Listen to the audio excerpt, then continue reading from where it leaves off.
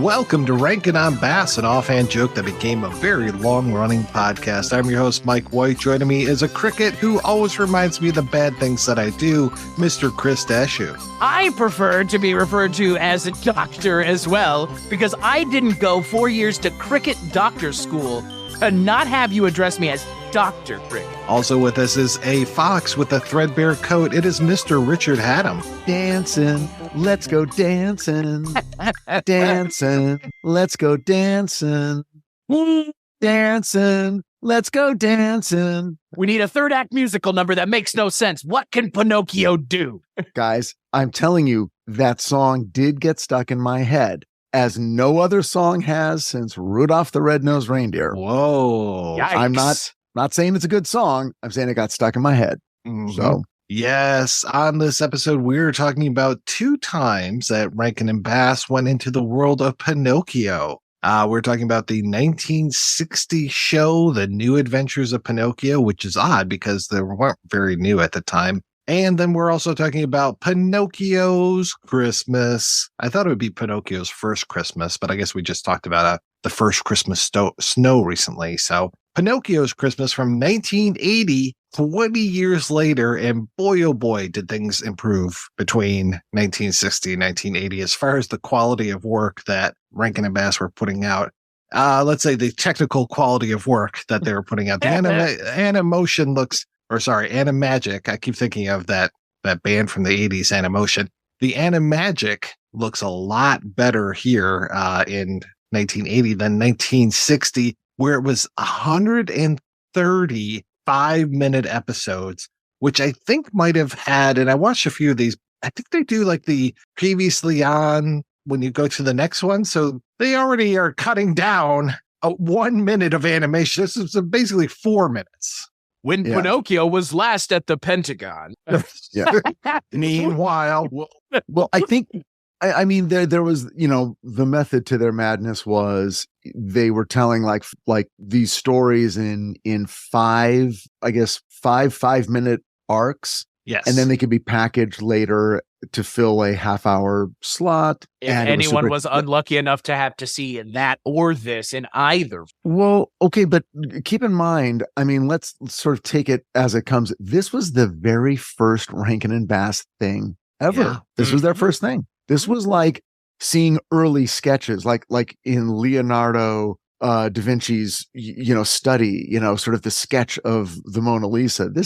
Look, it's not entertaining to you and I, obviously, and the quality is not what we now know they got to, but as an artifact of, this was their first lurching step into this world, it's interesting. They did come a long way.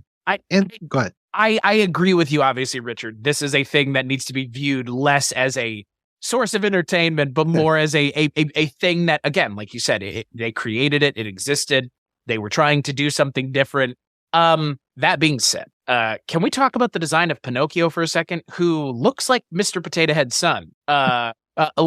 It's so like you mentioned like how this is an early Rankin thing. Like, I'm so glad as well that they did not continue to work with MOM production, because these like precursor to Toei's Animagic stuff, or I guess what would it be? It's Magic Craft, right? Or is whatever the name of the company is that ends up being the company that they work with, Topcraft, or whoever it is, and that ended up doing all of the memorable stuff. This art style is so bizarre and not off-putting, but it's just not great. And I'm glad that when they moved away from these people, there was a more distinct art style that came along, because like almost everything that takes place within this is really hard to look at, because it's most of the time the mouths don't move, like, or it's like very like cheap looking. I don't know how to describe it, but it feels very rough. And like you mentioned, Richard, it's not as rough like a year later, but this is real rough. It's super rough. It was done super cheaply. They financed it, and then they had to get money from the syndication sale to pay back the bank. I mean, this was hard days. I'll compliment them in this way. This was 1960. Rudolph the Red-Nosed Reindeer was 1964. Yeah, I know. It's amazing came a long how way. far they came. Yeah. In 4 years. I mean, I would even go as far as to say the next year, that Wizard of Oz thing that we talked about however many episodes ago, essentially the animated version of this in terms of what they were doing, in terms of the format, in terms of, like you mentioned, Richard, taking it and like breaking it into things, but then also theoretically you could smush it all back together and turn it into something. I think I find this to be as pedantic as that in terms of like, it is like the most basic children programming, which is fine, but it definitely feels like it in terms of quality of stories, in terms of quality of animation, but you got to start somewhere. I mean, I don't think we'd be giving it this weird, not pass, but historical significance if it were the third thing they did, like the King Kong show or the Smokey Bear show. Like, we didn't give those as much. We didn't even give Tales of Wizard of Oz as much of a pass, but no. This is really something that, like it's nice that we even have access to this. I mean, we found this on YouTube. This has no other release anywhere else. The YouTube rips look like they were ripped off of somebody's VHS.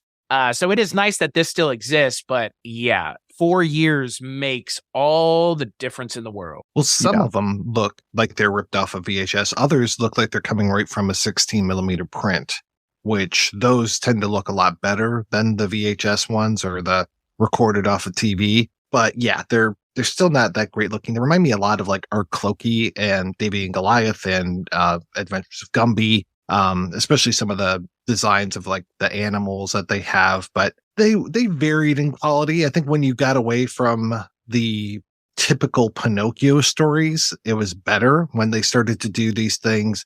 Kind of reminds me of the Osmonds a little bit, where it's like, oh, they're down in Mexico and there's a kangaroo. And so you've got, all these different cultures and things, or, oh, he's driving a train and they put wings on it and the train can fly and things. It's like, we're getting away from the little village with Geppetto. That's much better, because otherwise it's just the same story over and over and over again, which we'll talk about when it comes to Pinocchio's Christmas, which is this guy is a total dunce because he has never had education. He's never learned how to read or write or anything. He's just a puppet that got turned into a boy recently, and he gets tricked all of the time. So your main character is the biggest dupe in the world. It's better when he's away from those characters that are openly trying to use him and just on his little adventures with, they can't call him Jiminy Cricket, right? Because that's the name of the cricket from the Disney stuff. Like, correct. Also, like, there later on, it's like, it's not the blue fairy, it's like Princess Azura or something like that. Well, it's not, it can't be Tinkerbell, right? Right. I mean, I wasn't kidding. I wasn't kidding when I said it at one point in the New Adventures of Pinocchio. They're like, Pinocchio on his way to the Pentagon. Like, what? Like, what is going on in this? I mean, they're trying to help out at one point, the con artist Fox is trying to convince everyone that he can sell air. And so he's going to put Pinocchio in a rocket ship to show that the air that he's selling works, even though it's Pinocchio who doesn't need air to breathe. Like, this is the bizarre. Yeah, this is the bizarre nature of what this show is. And to your point, Mike, it does smack of those other Rankin and Bass things that we just recently talked about, where it's like, this is just situational comedy, and there's a guy in Mexico with a kangaroo, because of course there is. Like, right, why not? Yeah, and you know what? I'm glad that we had a Hispanic character on screen who, the moment they opened their mouth, it sounded like I was back at the tiki room. I mean, again, like that level of like Rankin and Bass, like, we haven't seen some of this stuff because so many of the stories don't interact with culture in a like real culture in a way.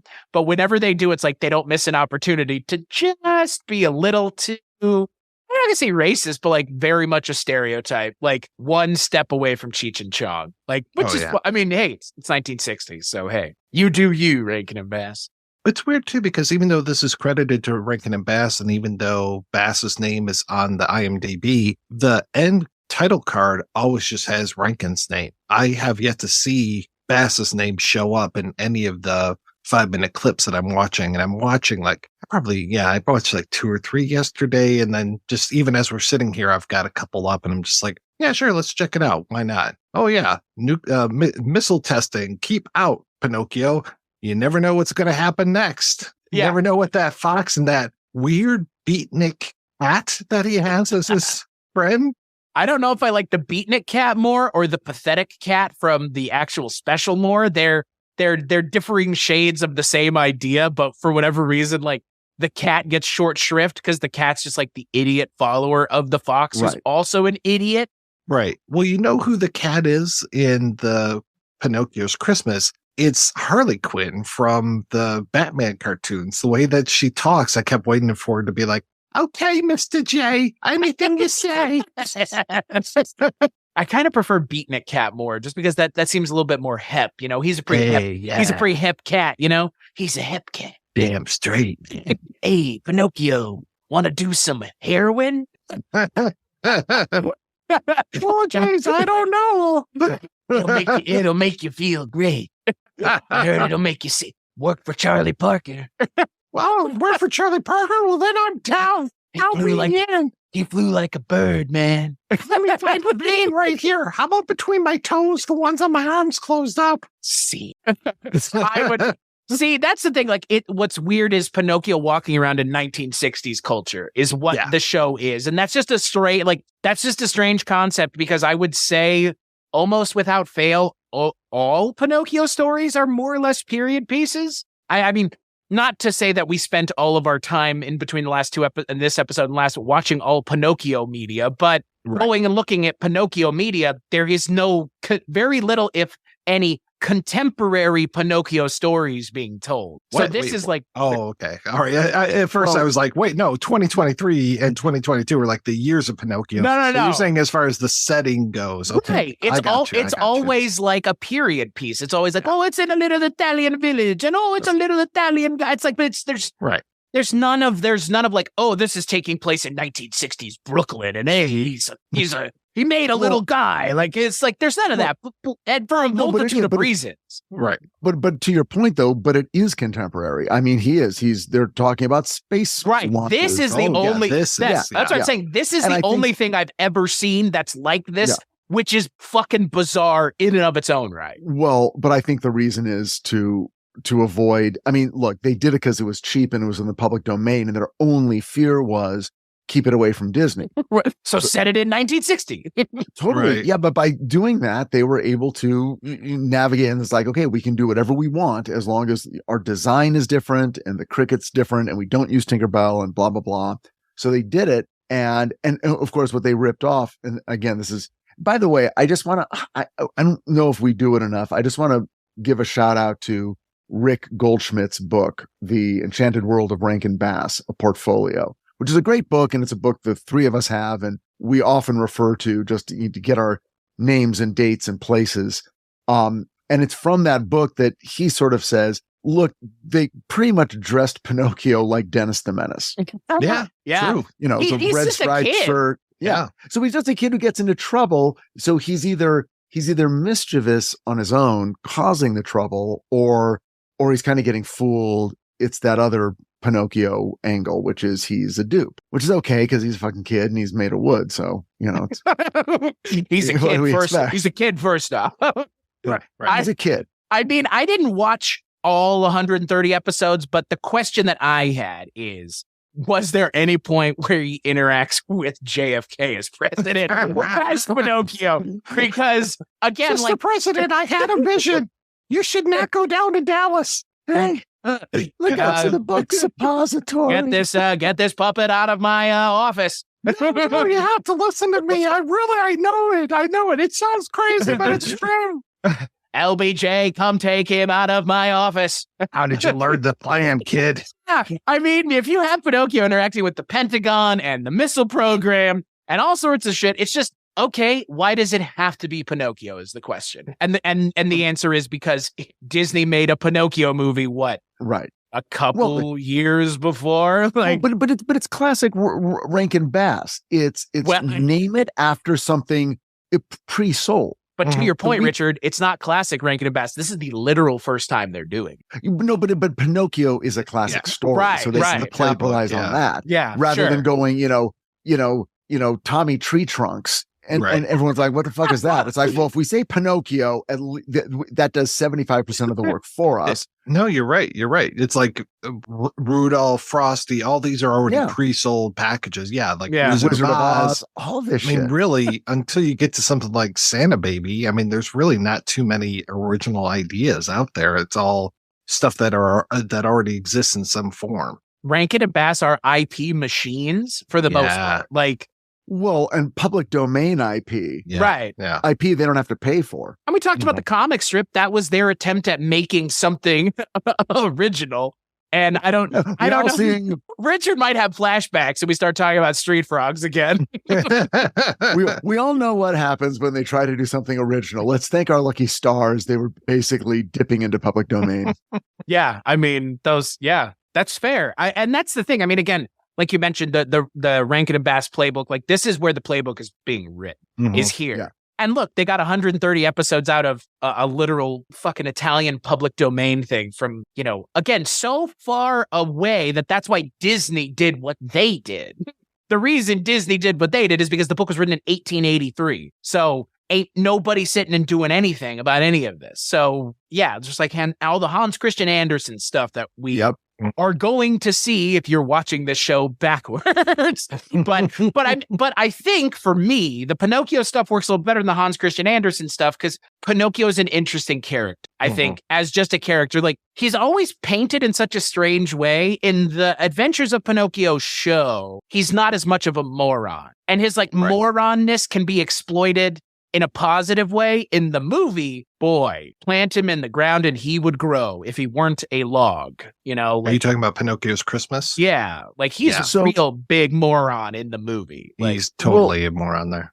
But it was also unclear to me because he's also like, okay, so as we pivot to Pinocchio's Christmas, which was 20 years later, and actually in a lot of ways is really good. And I the songs were better than usual. Not Rudolph level, but better than usual.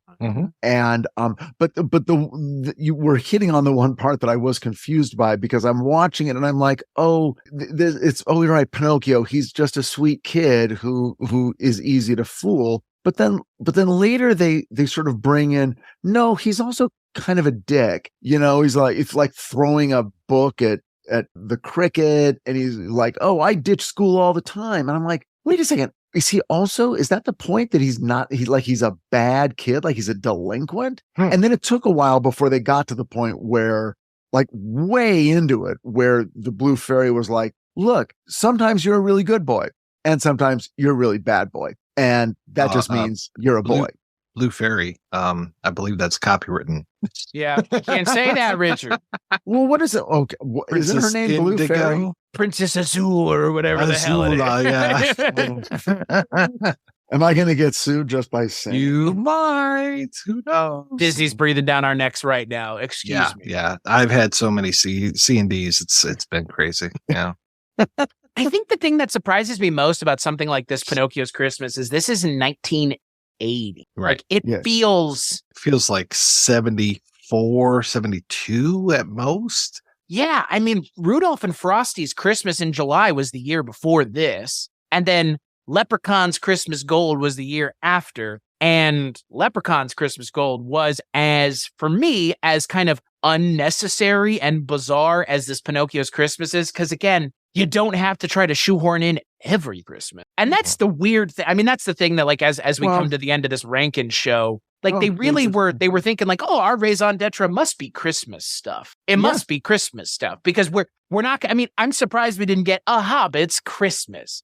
Because again, like what would stop them from doing it? I guess approval from our friends over at J.R.R. Tolkien. But I think for me, like, it's weird to me that they spent all of their time telling a Pinocchio story at Christmas. That's just the fucking Pinocchio story without the whale. Like, without the whale, but there's kind of a sort of whale-esque thing where he gets captured and is being held hostage. So it's kind of in that same vein, but it's fucking bizarre to me that they're just like, we're just going to tell the Pinocchio story again. Like, what? Yeah. They didn't really give themselves, I mean, it was the whole, we're keeping him from getting back to Geppetto. And then Geppetto having that bad hairpiece. I'm like, what is happening here? Oh my God. He's That just as 1980 God thing. made him.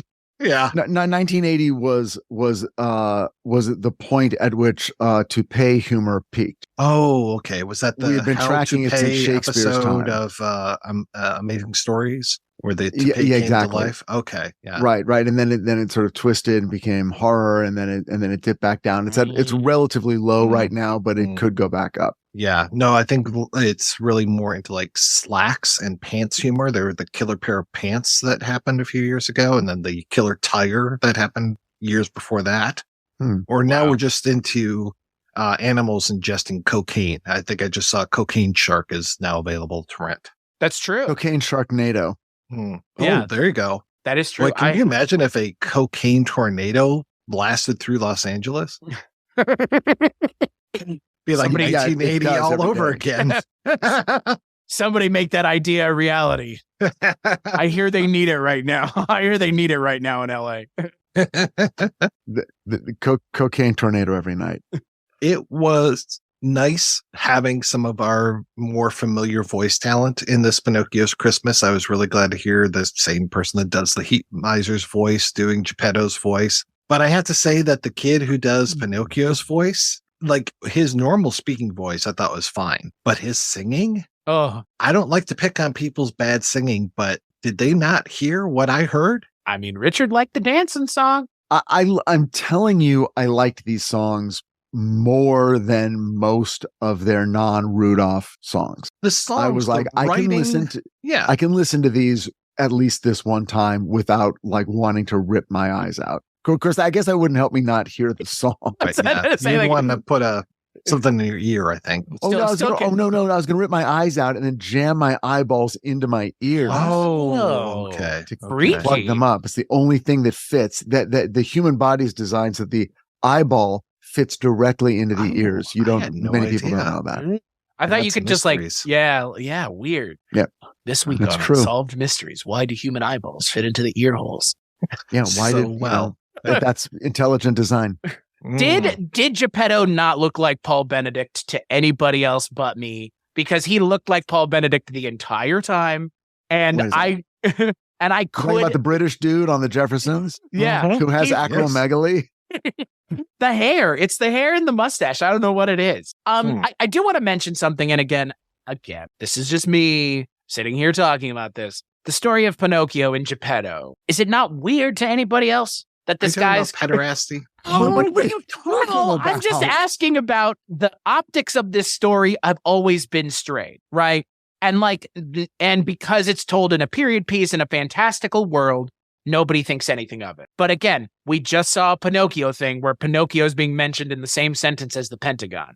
So I'm just asking, are the optics of the Pinocchio story not a little strange? A middle-aged older man with no children and no wife making a small puppet for himself to be a papa to for Yes. whatever. It is I kind don't of know. weird, right? It's just Are you weird. No, I am implying nothing at all, actually. I'm just asking the optics of it are kind of weird. nothing weird. Nothing weird. I'm talking about outside of the fairy tale aspect. Like the fact that they got away with it in the other shows because they really never referenced it. Here it's like, I made him. Let me show you. And it's like, we don't need to see this. We've seen this a million times. Like, I'm not. I mean, again, it sounds like you're saying this sounds like a pedophile story from way back. No. I mean, well, then what's weird? It's just a what's weird, weird about the optics? it's just a or weird the idea. To me, it's just a weird story, I guess. Of all of the stories like this, there are very few where it's like a character is being imbued with life by something. And it's like, but the expectation is he's just going to be a child for the rest. Like, it's just weird. Like, Pinocchio's always seemed weird to me as an idea. This goes way back, but the Pinocchio story goes back way before the Italian written version. The notion of making something that is in the form of man that then comes to life is thousands and thousands of years old. Like a homunculus, yeah. Like a homunculus or a golem, yeah. The golem, yeah. So you take that Frankenstein and all this. I mean, but the whole idea of son. I mean, there's the whole thing of primogeniture. You know, the first son gets everything. It's the son part that's weird to me. Like all these other things are like, it's my creation. Like it's like, I'm going to have this thing live in my house with me and treat it as like a child. It's like, but it will never grow up. It will be a forever child. Like that's. I'm going to guess that there was a period in human history around the time this version of Pinocchio was written and became popular, when there was a lot of focus on children, who had children, who was able to have children, the family that was cursed to have no children. Now, I'm going to guess that there's a fairly unsentimental take on it, which is people had children to help them survive. You have kids, and once they reach a certain age, they can help on the farm, they can help in the store, they can help in the whatever the family business is. That's why you had 10 kids. So you had 10 people to work on your farm and a lot of people to go hunting and help your family team survive. So the notion that it is a tragic circumstance that this man who is now reaching, who's now an old man, he was probably about 40, but he never had a child and his wife died, or maybe his wife died, trying to have a child or whatever, but everyone's dead. And the story is presented purely sentimentally. It's not like, I really need an employee. Gee, I wish some of these puppets could work for me. That's the version of Geppetto we never get to see. Yeah, right. I need more people to make their shoes and whatever the fuck else. Like, all right, slave labor. Am I right? So from the Geppetto point of view, it is the tragedy of the adult male who has no heir. And then from the child sort of mythological point of view, it is the non-child who is magically imbued with life as a way for us to examine how a moral how a moral sense evolves in a human. Because just making it a kid is like, well, all children must listen to their parents. But when a doll becomes a human, you can more easily discuss issues of, oh no, that's not what you should do. Of course, you wouldn't know that because you're not a real boy, or you're only recently a real boy. But here is the way you should be. So you could still get all the lessons, but you could also reflect philosophically on what it is to be human and make conscious moral choices. I've always been curious about if Pinocchio can learn, or if every day he wakes up, it's like a clean slate. Never answered. Like according to Pinocchio's Christmas, I mean, what do you think? He seems capable. Look, again, I just want to say, I appreciate the fact that a little bit later in the second half, they came around and faced it head on and said, sometimes you do things that are naughty, but sometimes you do things that are good. You have a good impulse and a bad impulse. That makes you human. I mean, I really liked that. I don't think I've heard that, and an acceptance of it. It's like, that's just life. People do good things, people do bad things, but you're getting to a point now where you're able to make better decisions, and so that's kind of what we expect of you. I mean, my God, I'm going to sit Dashiell down, have him watch the goddamn Pinocchio Christmas, and maybe learn a lesson or two. I mean, to be fair, though, and I mean, again, I was more trying to lead us to the direction of Richard pontificating poetically about the reason Pinocchio is the way it is, which you did so gracefully, obviously. But you tricked me into pontificating once again. Damn you, Stashu. Damn you. But the other thing about, again, like the thing that you mentioned, Richard, is it's a story about the human condition. It's just, I wish that was always a thing that was more beaten into this story, because it does seem to get lost a lot of the time. And the interaction between Pinocchio and Geppetto often is just forgotten. And it's just, Pinocchio fucks off on his own adventure and Geppetto's, where's my boy? That's Geppetto through most of this, unfortunately, other than the flashbacks. But that's the thing. Like, there are some interesting things here to mind. No, I was not trying to get us to go, Pinocchio is about pederasty, because that's just low-hanging fruit, obviously, in 2023. Like, Well, yes. And obviously, and feel like. In this particular one, they do, there is a lot of callbacks to Rudolph. There is because the missing child and wandering through the snow. Rudolph, where are you? Pinocchio, where are you? And will the family be reunited by Christmas? And then him finding the discarded puppet from Maestro's show, the one that didn't work out, and thinking, oh no, he's dead. And then you kind of work in a Christmas miracle. My biggest problem with the narrative was that it just didn't seem cohesive from No. From the beginning to the end, it felt like they just kept kind of reshuffling the narrative deck and saying, okay, for the next 5 minutes, this is the story. But for the next 10 minutes, we're done with that. Now it's all about this other thing. Oh, now forget that. Now it's about the girl puppet he meets. Okay, now it's not about that. It's about this other thing. And it's like, okay, could you just decide on the overall story so we know what the hell's going on? Right. It's a real shame that this is a Pinocchio story and also a Christmas story. Because I think if it had been a Pinocchio story or a Christmas story, I think it may have worked better as either. Like, just do Pinocchio's Christmas could have been a thing. You just don't have to do all the other Pinocchio stuff we've already seen. But they kind of do anyways. Like, I just wish it had just been a Pinocchio's Christmas is its own thing. Or just tell the Pinocchio story again. That wouldn't be outside of the realm of possibility for Rankin and Bass. They've done it with other stuff. But how weird was it at the end, how they sort of were like, and in the future, you'll have other adventures that were more traditionally part of the Pinocchio storylines, being turned into a donkey, being swallowed by the whale. It's like, oh, were they going to do more of these? That's what it feels like. Or were they trying to like prequelize themselves into Disney's world of like, this took place in between or after. Right. Like, yeah, this is the Rogue One of Pinocchio stories. Right. Well, and that's the thing. I mean, this Pinocchio looks a lot more like Pinocchio from the cartoon than that Pinocchio in the TV show did. I mean, obviously, like you mentioned, Richard, they were doing the first one as an attempt to distance themselves. But this Pinocchio, period piece, has the hat. I mean, it's if it's not inspired by Disney's look, I don't know what they were other than the source material. Like, he looks very similar to that character from the 40s Disney.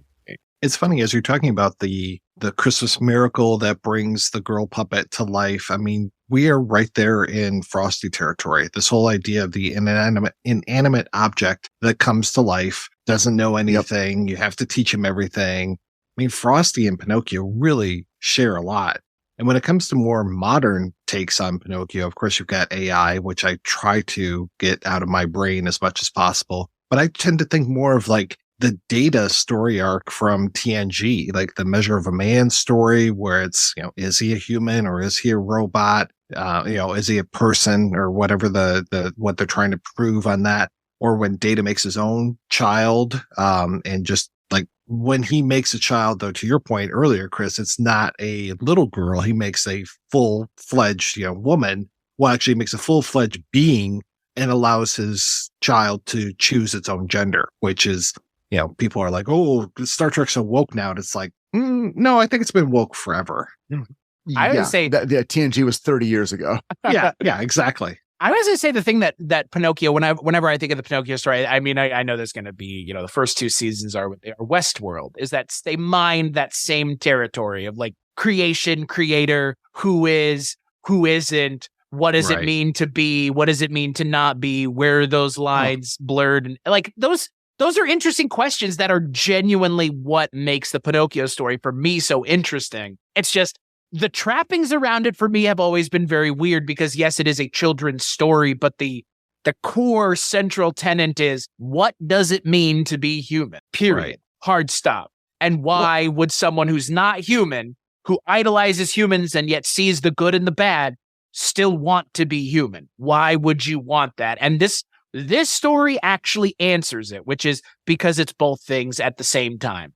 Because human beings are fucking messy. And I like that that's the moral of this story, that it's not, oh, he's a real boy at the end. Like, I like that they forego that. And they're just like, well, if he continues to not be a fucking ding-dong, he might actually turn into a real boy. And we know he obviously does, at least in other versions of it. And I'm not necessarily trying to be, irreverent when I say that part of the story also is that he finds a female, puppet and falls in love, basically. Creature. Yeah, exactly. Yes. I mean, it's basically like, part of the advantage of being a human is that you can have a physical relationship with another human, and you can procreate, and you can sort of, indulge and experience the physical ecstasy of humanity that isn't just, about making moral decisions. It's just, I can drink wine and eat donuts and have sex. And that's you cannot extract that from being human. That is the advantage of being human, and not just being, conscious matter that is not flesh. They had such getting a an little opportunity to explore the Pinocchio story, and they tried so hard. They even used the song and everything when it came to Ultron in the Avengers movie. Yep. And they just fucked it up so hard. I mean, that movie still just leaves me completely flummoxed with how bad they did with that job. But I think about that line at the end of the movie in terms of this Pinocchio, where it's like, what that Vision says to Ultron, he's like, well, I was born yesterday. And this Pinocchio sure fucking acts like it. Like, yeah. And like sometimes Pinocchio has more agency and sometimes he has less agency. In this telling of the story, he seems like he has zero agency other than I'm kind of horny. Because like, again, like you mentioned, Richard, like I want that's it. Like that's really seemingly his, like, I want to get a gift for my dad, but also, hey, there's this girl puppet now. And like, he's making up such absurd lies to Cricket and Blue Fairy that they're like, oh my God, dude, what? The nose growing, is that supposed to be a double entendre, dude? Like, calm down. But like, but what's weird is like, that is such a big motivating factor for him. And in the original Pinocchio movie, there's none of that. Like, it's interesting that that's a thing that's introduced. No, and because it's pre-sexual, it's innocent and it can just be seen, you know, in a clean sort of moral friendship, you know, and also sort of the, you know, I was made of wood, you know, and then I became human. And so shouldn't you have that opportunity also? And then you can also be my friend and I won't quite be as alone in this world in terms of what I actually am. So because he's a puppet that's come to life, but has not yet been made into a real flesh and blood boy, right? Mm-hmm. I mean, he's a wooden doll that doesn't need strings. Right. And then a later iteration of him would be, I think Queen Azura or whatever says, you know, if you keep maturing, you will then make the next metamorphosis into an actual flesh and blood human being. Mm-hmm. She's First, known you have to get the emotion chip as long as your brother Lore doesn't steal it. But Mike, are we just going to become Red Letter Media now, and you're going to bring up TNG all the time? I wish they had just called her the fairy with turquoise hair, which is what her name is in the original Italian text. La fata da capelli torcini, like the woman with the turquoise hair. I like that she's in this, but it does seem a little Deus Ex lazy to have her here. Because, again, like, she doesn't add anything. I mean, Jiminy Cricket barely adds anything either, frankly. Like, it's more of a Pinocchio thing. Like, and I, again, the person playing Pinocchio does rather well. I found this to be less grating than I was expecting. Yeah, totally. I mean, in all of our conversations about it, I'll reiterate that I found this to be fairly watchable. And I didn't, if tomorrow for some reason someone in my family was like, I insist upon watching Pinocchio's Christmas, I would not leave the room. That's the highest praise I can ever give anything. Wow. And we can connect this back to a thing that's come up before. The kid who plays Pinocchio was also on Whiz Kids, Mike. Mm-hmm. I saw that. I was very happy about that. He did the voice of one of the Whiz Kids? No, Whiz Kids was a live action show. That was so he was in it. Yeah, our friend Max Gale. Max Gale was in there, and then I'm trying to remember the main kid was Laberto. I can't remember what his first name is. Matthew Laberto. Thank you. Oh, from Little House on the Prairie. Yeah, that kid exactly worked all the time. Todd Porter played Hamilton Parker on. It was basically Hackers, but 17 years earlier or something. Huh. Max Gale's in it, which is like, I think it's come up on Barney Miller a couple times. I think it's come up here, but I was surprised you didn't mention it because I know, Mike, you're a fan of an 18 episode show. What year was that? Was that 82, 83?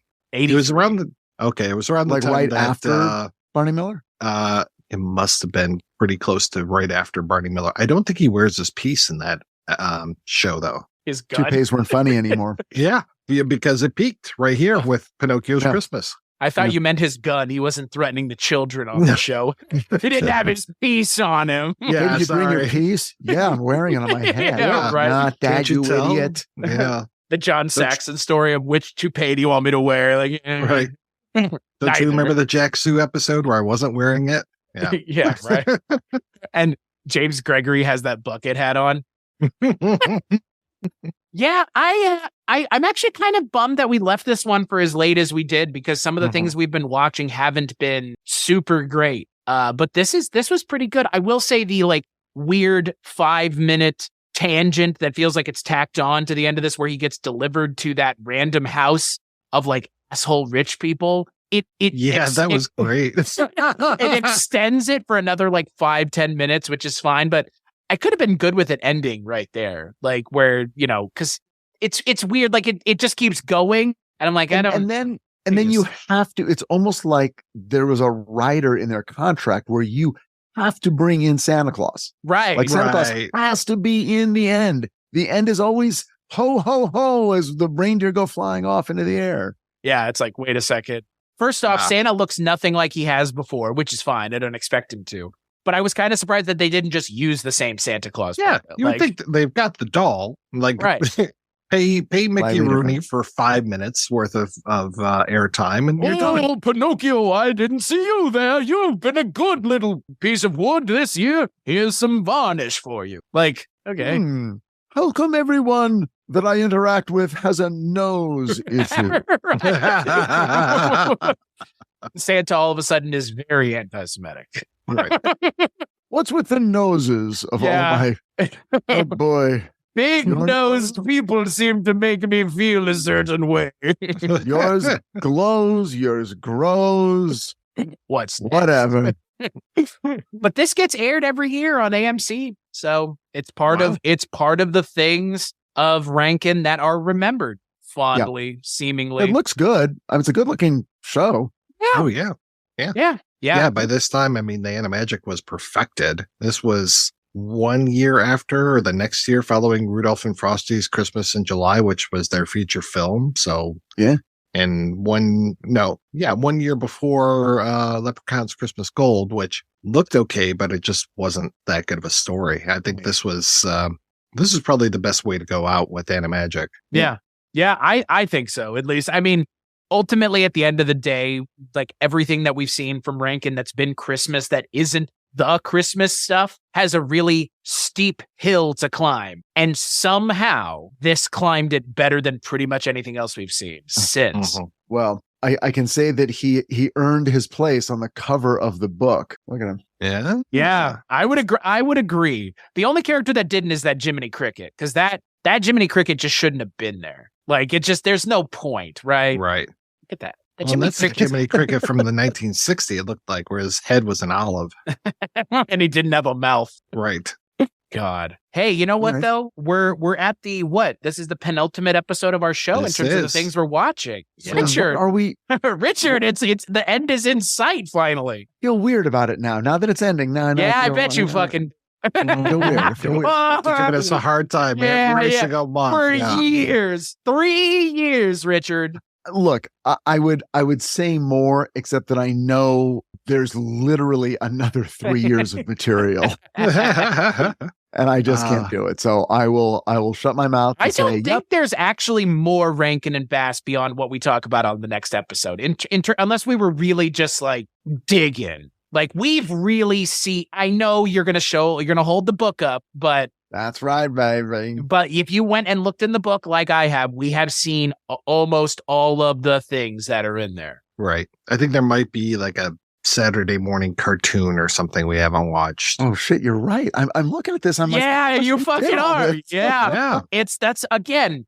You know what they say, Richard? You tweeted at the two worst people to tweet at if you didn't want to do everything when you talk about something. You know, the day I was sitting in my doctor's parking lot trying to set up a podcast to listen to on the way home, and Apple Podcasts or something recommended Kolchak, you know, and I'm like, what? There's a Kolchak podcast? And boy, if I'd known in that minute the road I did my life just one degree into the forest. There it went.